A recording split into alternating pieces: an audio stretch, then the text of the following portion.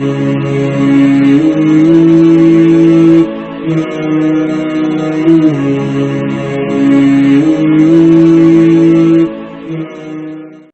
علیکم ورحمۃ اللہ وبرکاتہ.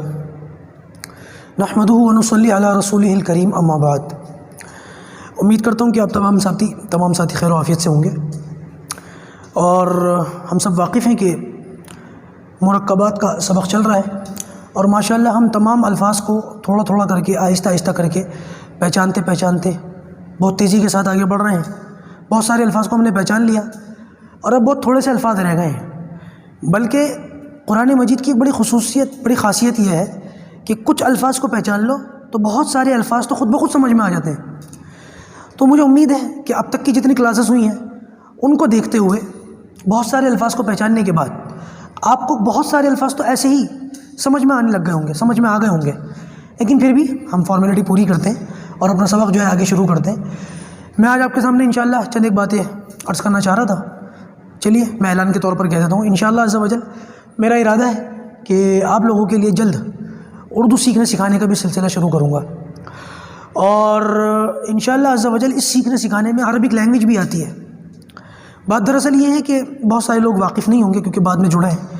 ہم نے یہیں پر اسی جگہ پر اسی بورڈ پر عربک لینگویج سیکھنے سکھانے کا سلسلہ شروع کیا تھا، اور بہت سارے لوگ جڑے بھی تھے. لیکن پھر عربک سیکھتے سیکھتے مجھے اس بات کا احساس ہوا کہ میں نے جلدی کر دی، اس لیے کہ عربک سیکھنے والے بہت سارے لوگ ایسے تھے جن کو اردو بھی نہیں آتی تھی، بہت سارے لوگ ایسے تھے جن کو ہندی بھی نہیں آتی تھی، بہت سارے لوگ ایسے تھے جن کو انگلش بھی نہیں آتی تھی. وہ کھچڑی پک گئی. کچھ لوگ کہتے تھے جی انگلش میں سکھاؤ، کچھ لوگ کہتے تھے جی اردو میں سکھاؤ، کچھ کہتے تھے ہندی میں سکھاؤ. تو میرے سر میں درد ہو جاتا تھا. میں نے سوچا کہ ابھی اس کو ترک کر دینا چاہیے، چھوڑ دینا چاہیے. 20-22 کلاسز ہوئی تھی اور بہت اچھی چل رہی تھی. میں نے چھوڑ دیا کہ بھائی اب پہلے لوگوں کو کچھ چیزیں سکھائی جائیں. ایک ساتھی نے مجھ سے کہا بھی تھا کہ جی ہندی میں سکھائیے گا. تو میں نے کہا پہلے آپ کو ہندی سکھا دوں. تو مقصد کہنے کا یہ کہ ابھی بہت زیادہ کام کرنا باقی ہے، وہاں تک پہنچنا جو ہے. میں جانتا ہوں ہمارے معاشرے میں سے بہت سارے لوگ ہیں جن کو دونوں تینوں زبانیں آتی ہیں، یا کم سے کم اردو آتی ہے. یاد رکھیے گا کہ عربک سیکھنے کے لیے اردو کا آنا بہت ضروری ہے. تو ایسے بہت سارے لوگ ہیں جن کو اردو آتی ہی ہے، اور ان کے لیے کوئی انتظام ہونا چاہیے. لیکن وہی والی بات ہے کہ پھر مسئلہ یہ ہے کہ سیکھنے سکھانے کے سلسلے میں ٹیم تو ہماری ہے، لیکن یہاں کھڑے ہو کے باقاعدہ وہ ٹیچ نہیں کر سکتے. اور میں کوشش کرتا رہتا ہوں کہ کچھ علماء جڑیں، کچھ ہمارا سلسلہ آگے بڑھے. تو میں اکیلا یہ ذمہ داری کہاں تک سنبھالوں گا؟ کچھ علماء جڑ جائیں تو ان کے ذریعے سے بھی کام کو آگے بڑھایا جائے. تو اگر ایسے کچھ علماء جڑ گئے انشاءاللہ مستقبل قریب کے اندر، تو انشاءاللہ عز و جل ہم ان کے ذریعے سے عربک سکھانا شروع کر دیں گے. اور اگر ایسا نہیں ہوتا ہے تو پھر ہم جیسے چل رہا ہے چلنے دیں گے، سیکھتے رہیں گے، بڑھتے رہیں گے. اور انشاءاللہ پھر اردو کے بعد تو انشاءاللہ عز و جل ضرور عربک یہاں پر شروع کی جائے گی. اردو سکھانے کا مقصد یہ ہے کہ جن کو اردو نہیں آتی وہ سیکھ لیں، تاکہ پھر سب ایک لیول کے ہو جائیں، اور اس کے بعد عربک سیکھنا ہم سب کے لیے آسان ہو جائے. چلیے اب باقاعدہ اپنا سبق آگے شروع کرتے ہیں. بسم اللہ الرحمن الرحیم. قاعدے کھول لیجیے، اور امید ہے کہ وضو وغیرہ سے فارغ ہو کر بیٹھے ہوں گے. بسم اللہ الرحمن الرحیم. دال، ذال، را، زا جانے پہچانے الفاظ ہیں، آپ پڑھ چکے مفردات کے اندر. جیم، دال. جیم کا ایک نقطہ بتا رہا ہے، یہ جیم ہے، ٹھیک ہے نا، ایک نقطہ اور اس کی شکل. نیچے ایک نقطہ دیکھ کر کے الفاظ کی شکل بھی دیکھ لیجئے گا، بامت سمجھیے گا اسے. جیم، دال. آگے چلیے. خا، زال. شکل اس کی جیم جیسی ہے لیکن نقطہ اوپر ہے تو خا ہے.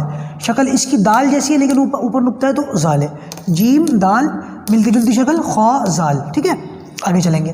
یہ ہے جیم کا ایک نقطہ، یہ جیم ہے، جیم کا ایک نقطہ ہے. جیم آدھا، اس کے بعد یہاں پر اس کو را کے ساتھ جوڑ دیا، جیم را.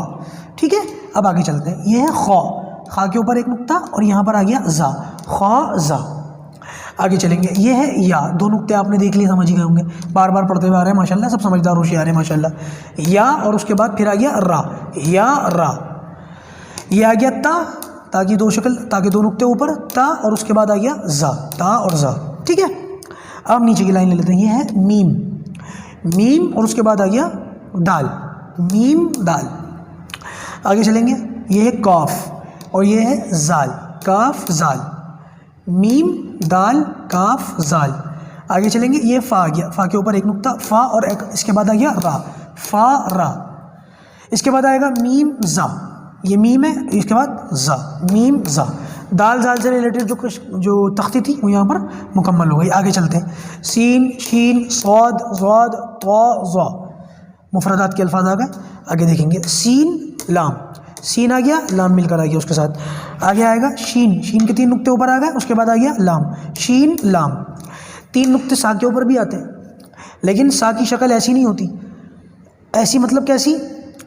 آپ لوگوں نے انگلش کے الفابیٹس دیکھے ہوں گے، اس کے اندر ایک لفظ آتا ہے ڈبلیو. میرے نام کے اندر آتا ہے وسیم، ڈبلیو اس سے شروع ہوتا ہے. تو یہ دیکھیں سین کی جو شکل ہے آدھی ہونے کے بعد، تو ڈبلیو کسی ہے، ڈبلیو جیسی ہے. آپ کو چھوٹا سا ڈبلیو تلاش کرنا ہے، اور اگر یہ ڈبلیو مل جاتا ہے اس کے اوپر 3 نقطے ہوتے تو شین ہے. ٹھیک ہے، نقطے نہیں ہوتے خالی ڈبلیو تو سین ہے، سیدھی سی بات ہے. اور اگر ڈبلیو نہیں ہوتا ہے ویسے ہی 3 نقطے ہیں تو آپ اس کو جو ہے سا سمجھیے گا. شین لام، سین لام، شین لام. ٹھیک ہے، یہ سواد کی آدھی شکل ہے، پہلے بھی آئی تھی. سواد، یہ والا سواد، اس کی آدھی شکل سواد، اس کے ساتھ مل کر آئی ہے با، سواد با. بناتے رہیے گا ساتھ ساتھ کاپی کے اندر، اور اچھے سے نکھر جائیں گے انشاءاللہ.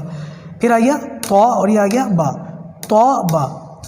اور پھر یہ آ گیا زواد، زواد کی آدھی شکل، نقطہ اوپر آ گیا زواد، اور آ گیا الف، زواد الف. جیسے کہ میں نے کہا کاپی کے اندر لکھتے رہیے گا، بناتے رہیے گا. اب سوال یہ پیدا ہوتا ہے کہ بچوں کی کس طریقے سے، بچوں کو تو نہیں بنانا آتا. تو میں نے ہمارے یہاں پر ایک سلسلہ یہ چلتا ہے کہ ہم کیا کرتے ہیں، بچے جب پڑھنے آتے ہیں چھوٹے چھوٹے 6-7 سال کے، تو بچوں کو اوپر لائن کے اوپر ایک الفاظ لکھتے ہیں، جیسے دال زال را زا، یہ 4 الفاظ لکھ دیے. پھر اس کے نیچے ڈاٹس کی طرح بنا دیتے ہیں، ڈاٹس. وہ ایک لفظ آتا ہے میں بھول گیا، خوش خطی بولتے ہیں اس کو. اس کے لیے بچوں کو آپ ڈاٹ ڈاٹس بنا کر کے دیتے رہیں، الفاظ ایسے بناتے رہیں کچھ اس طریقے سے. آپ کو قاعدے میں نظر آ رہا ہوگا، خواہ ایسے پراپر نہیں بنا ہوا ہے، نقطے نقطے نقطے نقطے ڈال کر بچے اس پر ہاتھ پھیر لیں گے. بچوں کی رائٹنگ بھی صاف ہوگی، ہاتھ پھیرتے پھیرتے، اور الفاظ کی شناخت بھی ہو جائے گی. تو یہی الفاظ جو اس طریقے سے ہم پڑھ رہے ہیں بچوں کے ساتھ، یہی کریں گے. آگے چلتے ہیں. پھر وہی ڈبلیو کی سی شکل آ گئی، سین کی آدھی شکل ہے سین، اس کے بعد آ گیا را، سین را. آگے چلتے ہیں. یہ ہے شین، وہی والا جو یہاں پر آیا تھا، شین. ڈبلیو کی شکل اوپر 3 نقطے شین، اور قاف پورا بنا ہوا ہے جو مفردات میں ہم پڑھ کر آئے تھے، قاف شین قاف 2 نقطے والا. آگے چلیں. یہ ہے زواد، زواد کی آدھی شکل، اس کے ساتھ ملا ہوا یا، زواد یا. ٹھیک، اب آگے آئیں گے. یہ ہے زوئے، مطلب زا، زوئے پڑھ دیتے ہیں لوگ، زا پڑھیں گے اس کو، زا. اور یہ الف، زا الف. ٹھیک ہے، یہاں سے یہاں تک مکمل الفاظ ہم دیکھ لیے، پڑھ لیے.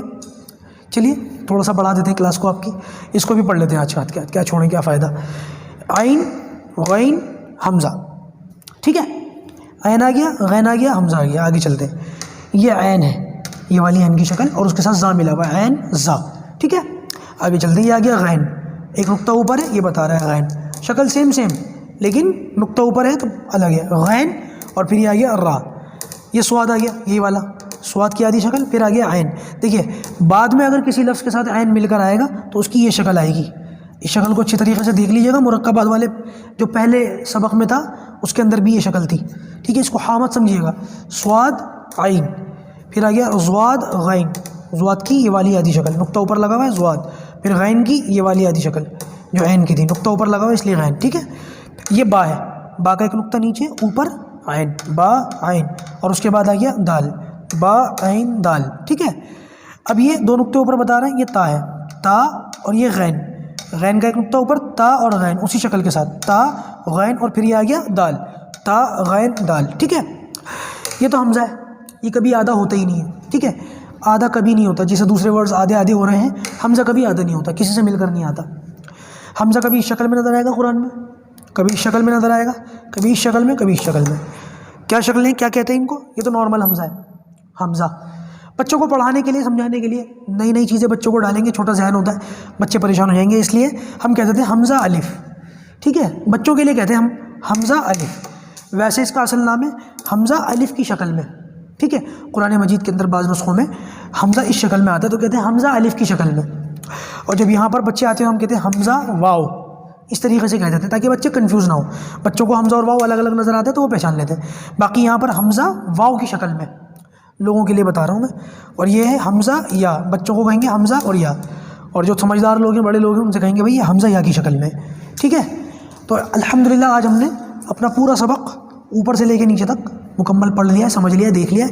اس کو بار بار دیکھ لیجیے گا، ریوائنڈ کر لیجیے گا، اور 1 سے زیادہ مرتبہ دیکھیں گے تو انشاءاللہ فائدہ ہوگا. کاپی میں ضرور لکھ لیجیے گا. کوئی سوال رہ گیا ہو تو مجھ سے پوچھ لیجیے گا. السلام علیکم ورحمۃ اللہ.